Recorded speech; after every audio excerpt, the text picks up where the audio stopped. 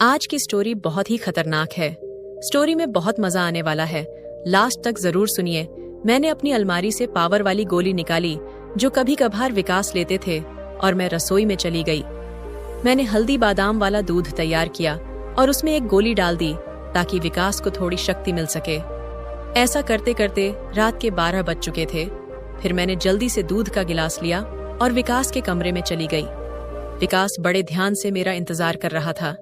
जैसे ही मैं अंदर आई, वह खड़ा हो गया और मुझे देखने लगा। जब वह कुछ नहीं बोला तो मैंने ही पूछ लिया, ऐसे क्या देख रहे हो? बताओ, मैं कैसी लग रही हूँ? विकास ने संकोच में कहा, मौसी, मन तो ऐसा कर रहा है कि आपको अभी खा जाऊं। मैंने हंसते हुए उसे दूध का गिलास पकड़ा दिया और कहा, मुझे खाने की जरूरत नहीं है, बस तुम इसे पी लो। विकास ने जल्दी से गिलास पकड़ा और एक सांस में दूध पी गया। दूध पीते ही मेरी, हेलो दोस्तों, आपसे हाथ जोड़कर विनती है कि मेरे चैनल को सब्सक्राइब जरूर करें। तो चलिए आपको जल्दी से कहानी सुनाते हैं। मेरा नाम अनुष्का है। मेरी उम्र 32 साल है, लेकिन मेरा दिल हमेशा युवा रहता है। अपनी भरी भरी काया और लगभग 5 फीट 8 इंच की ऊंचाई के साथ जब मैं साड़ी पहनती हूँ तो जैसे सब कुछ ठहर जाता है। मेरी गोरी रंगत पर जब सूरज की किरणें पड़ती हैं तो लगता है मानो मैं एक चांदनी रात में घूम रही हूँ। अब बात करते हैं मेरे 22 साल के भतीजे की, जो मेरा दीवाना हो गया है। उसकी मासूमियत और उत्साह ने मेरे दिल में एक हलचल सी मचा दी है। जब वह मेरी तरफ देखता है तो उसकी आंखों में वह खास चमक होती है, जैसे वह किसी खूबसूरत ख्वाब को देख रहा हो। कभी वह मुझसे कहता है, मौसी, आज आप सच में बहुत सुंदर लग रही हैं। इसलिए मेरे पति कभी कभी दिन में ही मेरा पूजन कर देते हैं। हम शहर में रहते हैं क्योंकि मेरे पति सरकारी नौकरी पर हैं। मेरी 3 साल की एक बेटी भी है, इसलिए दूध की थैलियों का साइज और भी बढ़ गया है। मैं अपने पति का आशीर्वाद समझकर रोज लेती थी। भले ही हमारी शादी को 10 साल हो चुके थे, लेकिन मेरे पति अभी तक भूत के दीवाने थे। वैसे आमतौर पर भूत का रंग काला ही होता है, लेकिन मैं बहुत साफ सफाई रखती थी और कभी कभार मेकअप भी कर लिया करती थी। पिछले महीने कुछ ऐसा हुआ जिसका हमें बिल्कुल अंदाजा नहीं था। शाम को मेरे पति विवेश घर आ रहे थे। उनके किसी दोस्त की बर्थडे पार्टी थी, इसीलिए दोस्तों ने उन्हें शराब पिला दी थी और वह बाइक से घर लौट रहे थे। आते वक्त उनका एक्सीडेंट हो गया। इस हादसे में उनके एक पैर में फ्रैक्चर हो गया और डॉक्टर ने कहा कि सही होने में कम से कम 7-8 महीने लगेंगे। ये सुनकर मेरा दिल टूट गया। विवेश का दर्द भले ही शारीरिक था, लेकिन मेरे मन में एक गहरी चिंता का सागर उमड़ आया।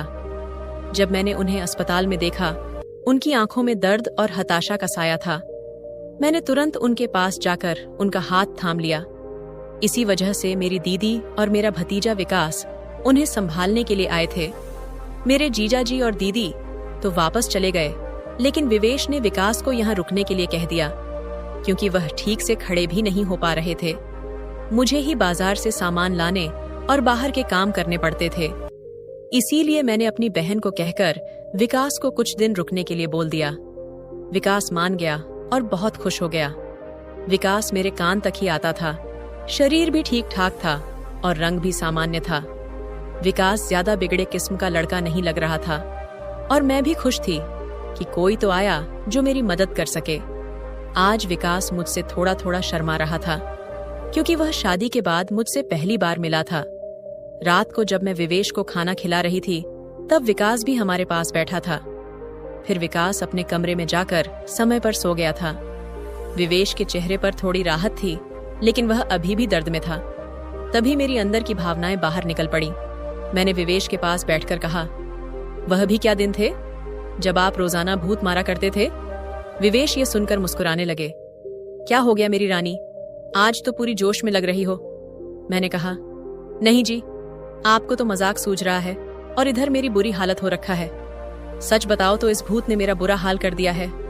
मेरे पति बोले, मैं तुम्हारा दर्द समझता हूँ अनुष्का, मेरा भी बहुत मन करता है, लेकिन क्या करूं, मैं तो ठीक से खड़ा भी नहीं हो सकता।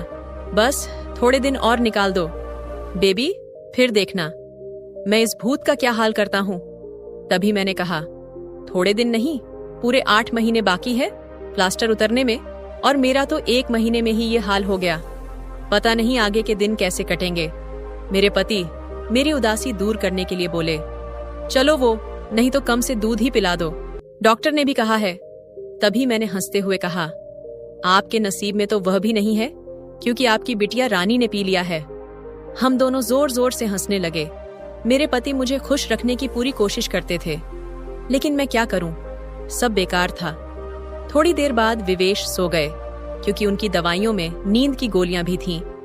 लेकिन मुझे नींद कहाँ आ रही थी। इसीलिए मैं खड़ी होकर विकास को देखने चली गई कि वह सोया है या नहीं।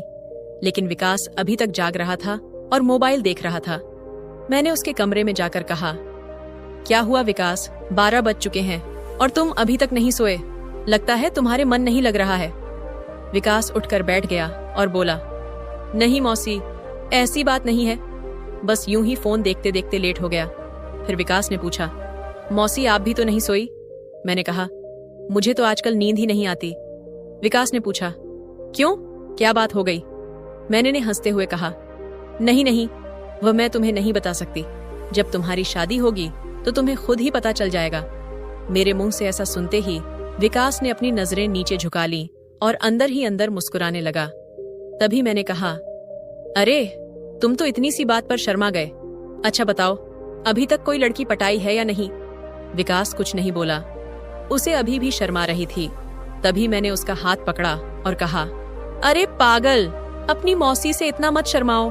वह धीरे से बोला, मौसी सच बताओ तो ऐसी बातें मैंने अभी तक अपने दोस्तों से भी नहीं की हैं। मैंने कहा, अच्छा तो मुझे अपना दोस्त ही समझ लो ना, क्योंकि मुझे ऐसी बातें करने में बहुत मजा आता है। विकास ने कहा, हाँ मौसी, एक थी, लेकिन उसने अभी मेरे से फ्रेंडशिप तोड़ दी है। मैंने पूछा, तुमने उसकी ठुकाई तो कर दी होगी ना? विकास बोला, नहीं मौसी, सच बताओ तो मैंने उसे ढंग से छुआ भी नहीं था। मैंने मुंह बनाते हुए कहा, तुम तो बड़े भोले हो विकास। चलो कोई बात नहीं, अब तुम मेरे पास आ गए हो तो मैं तुम्हें सब सिखा दूंगी। मैं बातें करती करती विकास के कमरे में ही सो गई थी। सुबह जब मेरी आंखें खुली तो विकास बेड पर बैठा हुआ मुझे ही निहार रहा था। मेरे उठते ही विकास ने मुझे गुड मॉर्निंग बोला। जब मैंने पूछा, क्या देख रहे हो, तो वह बोला, मौसी आप सच में बहुत खूबसूरत हो। मैंने मुस्कुराते हुए बोली, अच्छा तो अब तुम सुबह सुबह खूबसूरती का नजारा ले रहे हो और रात को तो बड़े शर्मा रहे थे? विकास मुस्कुराकर पूछने लगा, मौसी आप बुरा ना मानो तो एक बात पूछ सकता हूँ। मैंने कहा, अरे पागल, मैं क्यों बुरा मानूंगी, पूछो क्या पूछना है। विकास मुझसे कहने लगा, मौसी सच सच बताना, आप जो 2.5 किलो के वजन अपने सीने पर लिए घूमती हो, आपको भारी नहीं लगता क्या? उसकी यह बात सुनकर मेरी हंसी छूट गई। इसके बाद विकास मुझसे काफी खुल गया था और अब वह मुझसे ज्यादा शर्म नहीं करता था। इससे मैं भी बहुत खुश थी, क्योंकि अब मेरा भी समय अच्छे से कटने लगा था। विकास को आए हुए 10 से 12 दिन बीत चुके थे और वह मुझसे काफी घुल मिल गया था। वह बाहर के सारे काम कर देता, बाजार से सामान ले आता और अपने चाचा को भी घुमा देता। मेरी तो बहुत सेवा करने लगा था। शाम को मेरा सर भी दबा देता और कभी कभी मेरी कमर की मालिश भी कर देता। लेकिन मेरी प्यास दिनों दिन बढ़ रही थी और मेरे पति की हालत अब भी वैसी ही थी। अब सब कुछ मेरी बर्दाश्त के बाहर हो चुका था। मैंने सोचा कि अब तो विकास ही है जो मेरी प्यास बुझा सकता है। वैसे मेरे पड़ोस में भी 3 लड़के रहते थे जो स्टडी करते थे।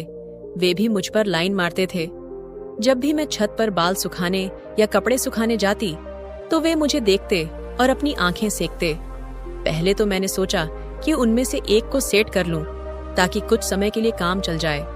लेकिन फिर मैंने सोचा कि मैं इस घर की इज्जत हूं और कल को पता नहीं इनमें से कौन मुझे या मेरे पति को बदनाम कर दे। इसीलिए मैंने उन्हें भाव नहीं दिया। लेकिन विकास तो घर का ही है, इसीलिए मैंने सोच लिया कि वही मुझे शांत कर सकता है। आज मैंने पक्का प्लान बना लिया कि आज विकास को फंसा ही लूंगी। उसके बाद मैं रसोई में खाना बनाने चली गई। जैसे ही विकास नहाकर फ्रेश होने के बाद रसोई में आया, मैंने दूध निकालने का बहाना बना दिया। मैं रसोई घर में ही लौटे मैं दूध निकाल रही थी। मेरी बेटी अभी ननिहाल गई हुई थी, क्योंकि घर में उसे संभालने वाला कोई नहीं था। इसलिए अब एक्स्ट्रा दूध निकालना पड़ता था और घर में मेरे पति और विकास के अलावा कोई नहीं था, तो मुझे डर भी नहीं था। जैसे ही विकास अंदर आया, वह मुझे देखकर एकदम घबरा गया और कहने लगा, लगा, सॉरी मौसी, मुझे माफ कर दो, मैंने देखा नहीं, और बाहर जाने लगा। तभी मैंने उसे रोक लिया। अरे विकास, क्या हुआ? कोई बात नहीं, अंदर आ जाओ, विकास बोला। अरे मौसी, ऐसे में अंदर कैसे आऊं? मैंने कहा। ऐसे वैसे मत करो और जल्दी से आकर मेरी मदद करो। विकास का मन भी कर रहा था, लेकिन मैं उसकी मौसी थी, इसीलिए वह थोड़ा अनकंफर्टेबल फील कर रहा था। फिर मैंने उसे कहा, अरे इतना क्या शर्मा रहे हो, अब जल्दी से आओ और मेरी मदद करो। धीरे धीरे विकास रसोई में आ गया और पास आकर खड़ा हो गया। वह मुझे देखता ही रह गया। तभी मैंने कहा, ऐसे क्या घूर रहे हो, क्या तुमने आज तक नहीं देखा? विकास बोला, माँ कसम, मौसी मैं आपको बता नहीं सकता कि मुझे कैसा लग रहा है, बहुत ही मस्त है मौसी। मैंने कहा, तारीफें करना छोड़ो और यहाँ मेरी मदद करो। तभी विकास बोला, मौसी मुझे नहीं आता कैसे करना है। तो मैंने कहा, अरे बुद्धू, इसमें कुछ नहीं करना, ये लो पकड़ो और बस धीरे धीरे दबाओ। थोड़ी देर बाद जब विकास की धड़कनें तेज होने लगीं, तो मैंने सोचा कि अब इसके आगे झुकने का सही समय है। मगर जैसे ही मैं झुकने लगी तो देखा कि विकास का शैम्पू तो पहले ही निकल चुका है। उसे देखकर मेरा मन बहुत उदास हुआ, लेकिन फिर भी मेरी हंसी निकल ही पड़ी। मैंने नाराजगी से विकास को मारते हुए कहा, यह क्या किया पागल, तुमने तो शुरू होने से पहले ही खत्म कर दिया। इसके बाद जैसे ही विकास का नशा उतरा, उसने हड़बड़ाते हुए कहा, सॉरी मौसी, सॉरी, वो मैंने ऐसा पहले कभी नहीं किया, इसलिए मुझसे कंट्रोल नहीं हुआ, मैं अभी जाकर साफ करके आता हूँ। और उसने मेरी एक भी बात नहीं सुनी और तुरंत रसोई में से चला गया। मैंने भी उसे ज्यादा रोकने की कोशिश नहीं की, क्योंकि मैं समझ चुकी थी कि यह उसके लिए इतना आसान नहीं होगा। इस चक्कर में आज खाना भी लेट हो गया था, इसलिए मैंने जल्दी से खाना तैयार किया और विवेश को कमरे में देने के लिए चली गई। विवेश भी बैठे बैठे खाने का इंतजार कर रहे थे। विवेश बिल्कुल सीधे साधे और सरल स्वभाव वाले आदमी हैं। वह मेरी बहुत चिंता करते हैं। जब मैं उनके लिए खाना लेकर गई तो पूरा पसीने से भीगी हुई थी। मुझे देखकर वह बोले, इतनी जल्दबाजी क्यों करती हो? अनुष्का, धीरे धीरे काम कर लिया करो, न देखो तुमने अपना क्या हाल बना लिया है। तब मैंने उन्हें छेड़ते हुए कहा, यह तो कुछ भी नहीं है, जब तुम काम करते हो तो मेरा इससे भी बुरा हाल हो जाता है, और तब तो मैं तुम्हें रुकने के लिए भी कहती हूँ, लेकिन तुम तो नो बेबी नो कहकर स्पीडी को दुगना कर देते हो। मेरे मुंह से ऐसा सुनकर मेरे पति मुस्कुराने लगे। तुम भी ना अनुष्का, कहाँ की बात कहाँ ले जाती हो। इसके बाद विवेश ने खाना खा लिया और मैंने उन्हें दवाई भी दे दी। दवाई लेने के बाद उन्हें नींद आ गई और वह आराम करने लगे। मैं भी काफी थक चुकी थी, इसलिए मैं नहा धोकर फ्रेश हो गई। इसके बाद मैं विकास के कमरे में उसे देखने के लिए गई तो वह भी सो चुका था। फिर मैं भी आकर आराम करने लगी। शाम को जब मैं विकास को चाय देने गई तो वह बैठा फोन चला रहा था। मुझे देखकर उसके चेहरे पर मुस्कान आ गई। मैं भी उसे देखकर हंसने लगी और मैंने उससे पूछ लिया, क्या बात है? विकास, आज तो तुम काफी ढीले ढाले से लग रहे हो। विकास बोला, मौसी, वो मैंने पहली बार ऐसा अनुभव लिया था। प्लीज आप बुरा मत मानना, मैं सच बता रहा हूँ, बिल्कुल कंट्रोल नहीं कर पाया। तभी मैंने उसे रोकते हुए कहा, अरे बेवकूफ, मैं कब बुरा मानने लगी, वैसे सच बताओ तो मुझे भी अच्छा लग रहा था। इसके बाद मैंने विकास को चाय पकड़ा दी और उसके साथ बैठकर पीने लगी। हम दोनों बातें करने लगे। आज विकास के मुंह से मेरे लिए तो फूल ही झड़ रहे थे। वह बस मेरी तारीफें ही करता जा रहा था। मौसी, आप बहुत अच्छी हो। मैं तो सोच रही हूँ कि सारी उम्र आपके साथ ही रहूं। इन 12 दिनों में मुझे स्वर्ग जैसा महसूस होने लगा है, और ऊपर से आपकी खूबसूरती। मैंने मुस्कुराते हुए कहा, आज तो तुम्हारे मुंह से सिर्फ तारीफें ही निकल रही हैं। लगता है तुम्हारे इरादे ठीक नहीं हैं। विकास मेरा हाथ पकड़कर बोला, आप सही कह रही हैं मौसी, मेरे इरादे बिल्कुल भी ठीक नहीं है। अब तो आपको मेरी बात माननी ही होगी। प्लीज मौसी, मना मत करना, बस एक रात के लिए मेरी बीवी बन जाओ। इसके बाद आप जो भी कहेंगी मैं करूंगा। जब विकास ये सब कह रहा था तो उसका चेहरा लाल टमाटर जैसा हो गया था और मेरी मुस्कुराहट फूट पड़ी थी। मैंने उसके सर पर हाथ फिरते हुए कहा, अरे पगले, इतना सीरियस क्यों हो रहे हो? बताओ, मैंने तुम्हें कभी किसी चीज के लिए मना किया है?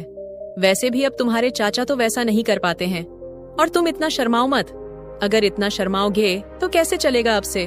तुम मुझे अपनी मौसी नहीं बल्कि जीएफ ही समझना। विकास बोला, मौसी, एक बात और है, मेरा तो छूते ही निकल जाएगा। मैं बहुत कंट्रोल करता हूँ, लेकिन आप इतनी खूबसूरत। मैंने उसे कहा, इसकी चिंता मत करो, इसका इंतजाम मैं कर दूंगी, तुम बस रात को तैयार रहना।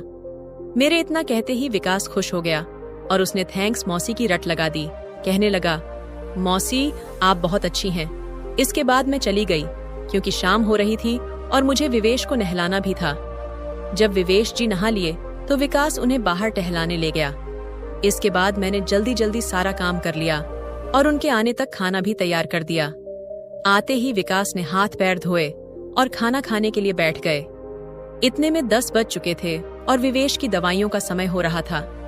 इसीलिए मैं उन्हें कमरे में ले गई और दवाइयां दे दी। विवेश की मेडिसिन में नींद की गोलियां भी थीं ताकि उन्हें ज्यादा दर्द ना हो और आसानी से नींद आ जाए। विवेश दवाइयां लेकर जल्दी ही सो गए। मैं उनका सर दबा रही थी। जैसे ही मुझे पता चला कि विवेश सो चुके हैं, मैं नहाने चली गई। नहाकर मैंने रेड कलर की साड़ी पहनी, बालों का जुड़ा बना लिया और महक के लिए परफ्यूम भी लगा लिया। वैसे तो मैं मेकअप कभी कभार ही करती हूँ, लेकिन आज थोड़ा थोड़ा कर ही लिया ताकि चेहरा ब्लश करे। पूरी तरह से तैयार होने के बाद मैंने अपनी अलमारी से पावर वाली गोली निकाली जो कभी कभार विवेश लेते थे और रसोई में चली गई। मैंने हल्दी बादाम वाला दूध तैयार किया और उसमें एक गोली डाल दी ताकि कि विकास को थोड़ी शक्ति मिल सके। ऐसा करते करते रात के 12 बज चुके थे। फिर मैंने जल्दी से दूध का गिलास लिया और विकास के कमरे में चली गई। विकास बड़े ध्यान से मेरा इंतजार कर रहा था। जैसे ही मैं अंदर आई, वह खड़ा हो गया और मुझे देखने लगा। जब वह कुछ नहीं बोला तो मैंने ही पूछ लिया, ऐसे क्या देख रहे हो?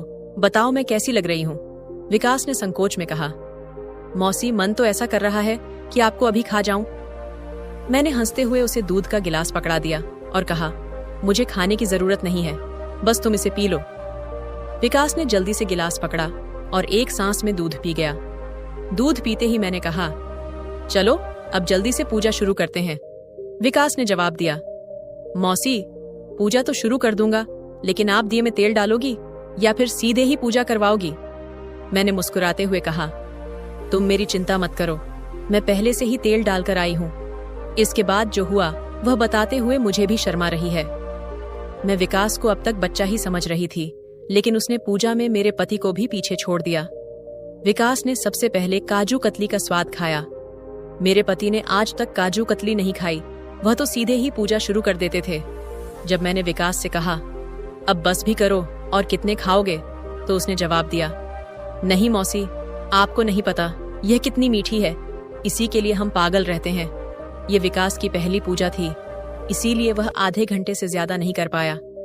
मैं तो ज्यादा नहीं थकी, लेकिन विकास पसीने पसीने हो चुका था। मुझे भी 2 महीने बाद पूजन का सुख मिल रहा था, तो मैं भी बहुत खुश थी। इसके बाद विकास थक चुका था और आराम करने लगा। मैं भी वहीं पर थी जब मैंने उससे पूछा, कैसा लगा फर्स्ट टाइम? तो विकास ने जवाब दिया, मौसी सच कहूं तो ऐसा लगा जैसे जिंदगी के सारे सुख एक साथ मिल गए। आप दिल की बहुत अच्छी हैं, या कहूं तो दुनिया की सबसे अच्छी मौसी हो। फिर हम बातें करते करते सो गए। सुबह जब मैं उठी तो बिल्कुल फ्रेश महसूस कर रही थी। मैंने उठकर चाय नाश्ता बना लिया और विवेश को दे आई। इसके बाद मैं विकास को भी चाय देने के लिए उसके कमरे में गई। वह भी उठ चुका था। चाय लेकर उसने मुझसे पूछा, मौसी मुझे डर लग रहा है, कहीं हमने कुछ गलत तो नहीं कर दिया? मुझे लगा कि शायद विकास को पछतावा हो रहा है। मैंने उसे समझाते हुए कहा, विकास तुम ऐसा बिल्कुल मत सोचो। सच कहूं तो यह मेरी मजबूरी थी, क्योंकि तुम्हारे चाचा 7-8 महीने तक ठीक नहीं हो सकते और मुझसे इतना इंतजार शायद ही हो पाता। लेकिन तुमने मेरी बहुत मदद की है। प्लीज तुम इतनी टेंशन मत लो, और हाँ, इसके बारे में किसी से भी मत कहना। विकास ने हमें सर हिला दिया और बोला, मौसी अगर ये मेरी मजबूरी बन गई तो मैंने कहा आ जाना फिर अपनी मौसी के पास। मैंने कब तुम्हें मना किया है?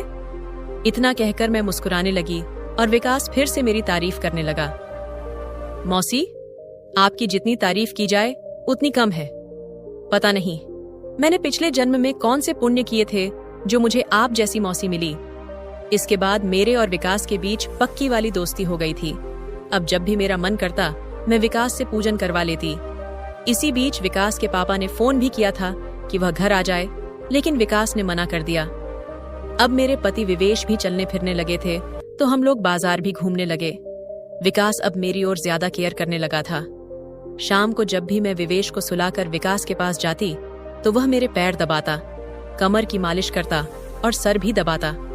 मैं विकास से कहा भी करती थी कि मेरे लिए इतना कुछ करने की जरूरत नहीं है, लेकिन वह नहीं मानता और कहता, चुप रहो मौसी, आप सारा दिन काम करती हो, इसीलिए थक जाती हो, तो इतना तो मुझे भी करने दो। दोस्तों, शायद आप लोगों को मैं बिल्कुल भी पसंद ना आऊं, क्योंकि मैंने मौसी के रिश्ते को खराब किया है। लेकिन सच कहूं तो मैं भी ऐसा करना नहीं चाहती थी, लेकिन भावनाओं में सब कुछ हो गया। इसलिए प्लीज आप लोग समझने की कोशिश करना और मेरी कहानी को सुनकर भावनाओं में मत बह जाना, क्योंकि सच में ये गलत बात होती है तो मेरे खातिर कमेंट में एक प्रॉमिस जरूर करके जाइए कि आप लोग अपने जीवन में ऐसा कभी नहीं करेंगे। स्टोरी की शिक्षा, यह कहानी हमें कई महत्वपूर्ण सबक देती है जो हमारे जीवन में काम आ सकते हैं। आइए हम इन शिक्षाओं को विस्तार से समझते हैं।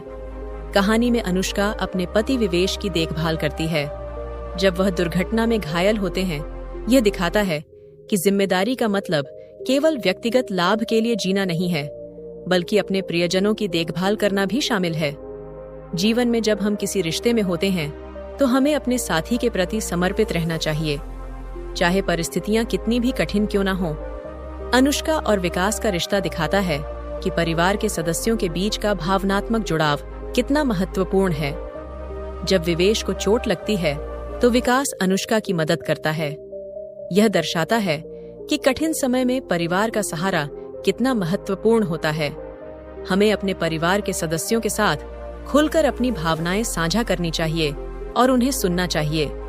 कहानी में विवेश की चोट के कारण अनुष्का को उसके स्वास्थ्य का ध्यान रखना पड़ता है। यह हमें याद दिलाता है कि स्वास्थ्य सबसे बड़ा धन है। हमें हमेशा अपने और अपने प्रियजनों के स्वास्थ्य का ध्यान रखना चाहिए। किसी भी स्थिति में हमारी प्राथमिकता हमारी और हमारे परिवार की सेहत होनी चाहिए। अनुष्का ने विवेश की बीमारी के बावजूद हिम्मत नहीं हारी। उसने हमेशा सकारात्मक सोच बनाए रखी, जो उसकी आत्मविश्वास को बढ़ाती है। जीवन में कई बार हमें मुश्किल हालात का सामना करना पड़ता है, लेकिन सकारात्मक सोच और बनाए रखने से हम उन्हें पार कर सकते हैं। कहानी में जब विकास और अनुष्का एक दूसरे से खुलकर बात करते हैं तो उनके बीच की दूरी कम होती है। यह दिखाता है कि खुला संचार किसी भी रिश्ते की नींव है। हमें अपने मन की बात बिना किसी डर के कहनी चाहिए, ताकि हमारे रिश्ते मजबूत बने रहे। कहानी में अनुष्का और विवेश के बीच की बातें और विकास की उपस्थिति से पता चलता है कि जीवन में शारीरिक और मानसिक संतुलन कितना जरूरी है। हमें अपने मानसिक स्वास्थ्य का भी ध्यान रखना चाहिए, ताकि हम शारीरिक स्वास्थ्य के साथ साथ मानसिक स्वास्थ्य भी बनाए रख सके। अनुष्का और विकास के बीच का रिश्ता विश्वास पर आधारित है। जब एक रिश्ते में विश्वास होता है तो वह अधिक मजबूत और स्थायी होता है। हमें अपने रिश्तों में ईमानदार रहना चाहिए और एक दूसरे पर विश्वास करना चाहिए। तो दोस्तों, आपको यह कहानी कैसी लगी?